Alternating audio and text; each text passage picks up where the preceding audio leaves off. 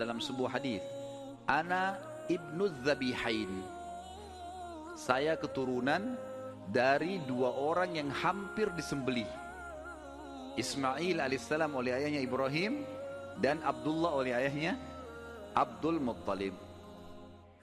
Baik, berjalan waktu teman-teman sekalian, Abdullah tumbuh besar dan mulai menjadi seorang pemuda yang cerdas, yang pintar, membantu ayahnya.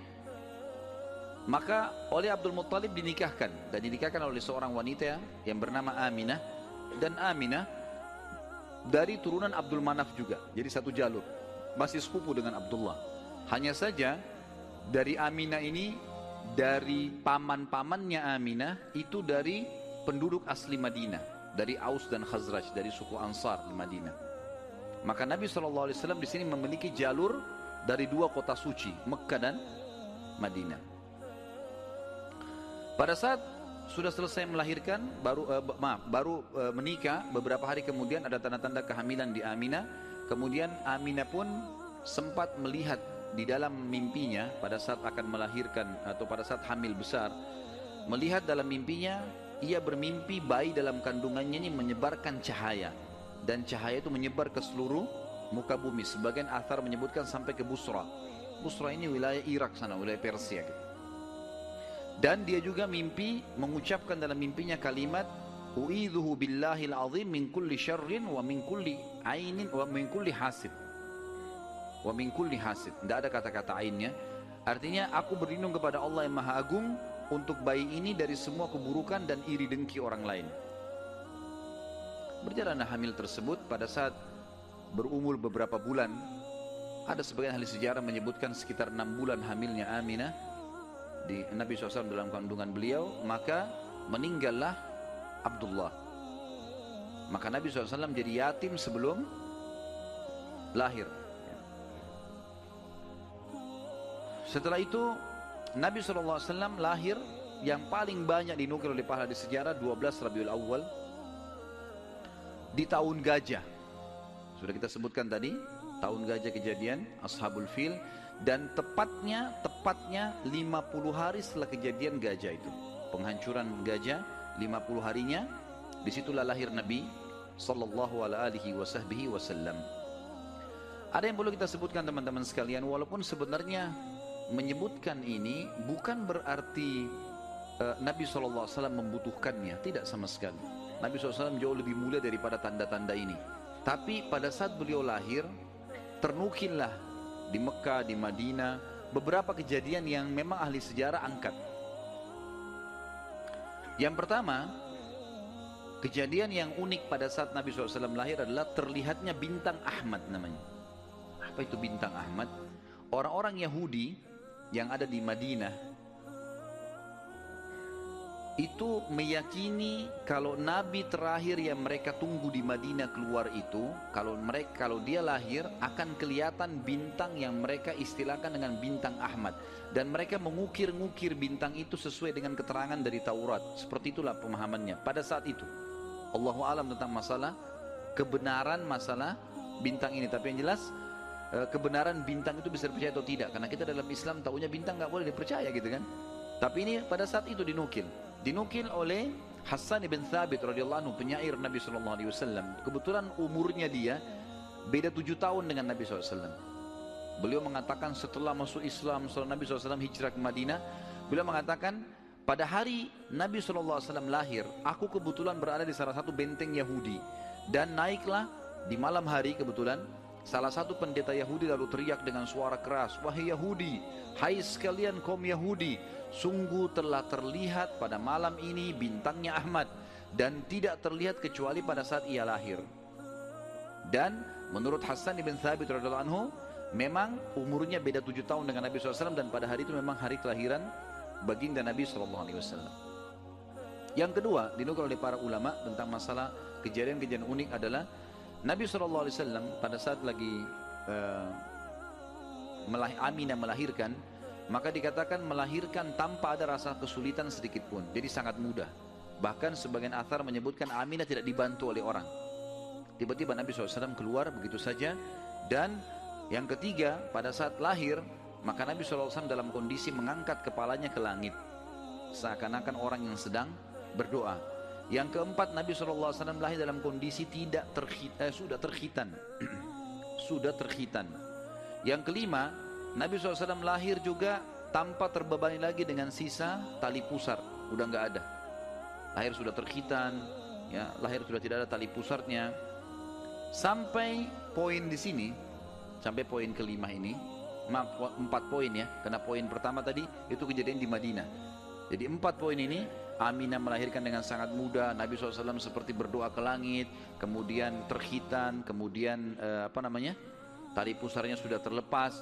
Maka Abdul Muttalib, kakeknya, bangga sekali datang, sangat senang pada saat itu. Dia berkata, sungguh pada cucuku atau anakku ini ada perkara besar. Lalu Abdul Muttalib pun membawa bayi Nabi SAW ke Ka'bah saat baru lahir, dan ia yang memberi nama Muhammad. Yang memberi nama Muhammad. Baik, ada sedikit rahasia masalah nama Muhammad ini. Perlu teman-teman tahu, nama Muhammad sebelum Nabi Muhammad SAW tidak dikenal oleh orang-orang Arab. Gak ada satupun orang Arab bernama Muhammad pada saat itu, belum ada. Terus dari mana nama ini? Kok Abdul Muttalib bisa berikan nama cucunya? Ada kisahnya. Jauh sebelum lahir Nabi SAW, Abdul Muttalib pernah jalan-jalan ke negeri Syam bersama dengan 3 orang sahabatnya. Yang pertama Sulaiman bin Mujazi', salah satu kepala suku di Mekah. Yang kedua Hulayla bin Hajij. Dan yang ketiga Himran bin Rabi'ah. 3 orang ini bersama Abdul Muttalib, 4 orang ini pergi ke negeri Syam. Pas tiba di negeri Syam, ada salah satu pendeta Nasrani menemui mereka lalu berkata, kalian dari mana? Kata Abdul Muttalib, dari Jazirah Arab. Dari mana? Tepatnya dari kota Mekah. Kata pendeta itu, dari kota kalian nanti akan keluar Nabi terakhir. Dan Nabi terakhir itu bernama Muhammad. Kata Abdul Muttalib, dari mana engkau tahu itu semua? Dia bilang, dari kitab kami, dalam Injil disebutkan namanya Muhammad. Maka keempat orang ini bertekad pada saat itu untuk memberikan nama kalau mereka dikaruniai anak setelah itu atau cucu, Muhammad. Dan dari 4 orang ini, pada saat balik ke Mekah, orang yang pertama mendapatkan cucu laki-laki adalah Abdul Muttalib. Itulah Nabi Muhammad SAW. Maka dia pun mengangkat bayi Nabi SAW lalu keliling di dekat Ka'bah lalu mengatakan, anak ini memiliki perkara yang besar, aku memberikan nama Muhammad, aku memberikan nama Muhammad. Terus dia mengucapkan kalimat itu. Kemudian selanjutnya teman-teman sekalian, yang keenam adalah goncangnya istana Kisra di Persia dan rubuhnya 14 teras istananya. Jadi ada teras-terasnya istana itu rubuh semua tanpa sebab, rusak semuanya. Pada saat melihat kejadian tersebut, Kisra sempat khawatir, lalu dia bertanya kepada para peramal-peramalnya lah, dukun-dukunnya segala. Maka mereka pun menjawab, goncangnya istana disebabkan karena hari ini lahir seseorang nabi, dan runtuhnya 14 teras ini menandakan terdapat 14 raja Persia, tinggal 14 orang saja, selebihnya sudah runtuh kerajaan ini. Maka sempat Kisra bilang, 14 raja masih lama. Kalau satu raja punya 1100 tahun umurnya, berarti 1400 tahun.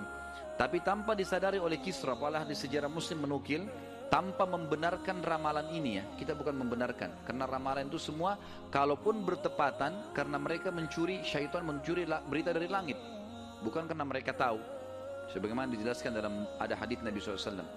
Dan ternyata setelah Kisra yang pada saat Nabi SAW lahir itu ada, anak-anaknya berselisih pendapat, dan dalam waktu 4 tahun saja terjadi penggantian 10 orang Kisra, mati semua, saling membunuh satu sama yang lain.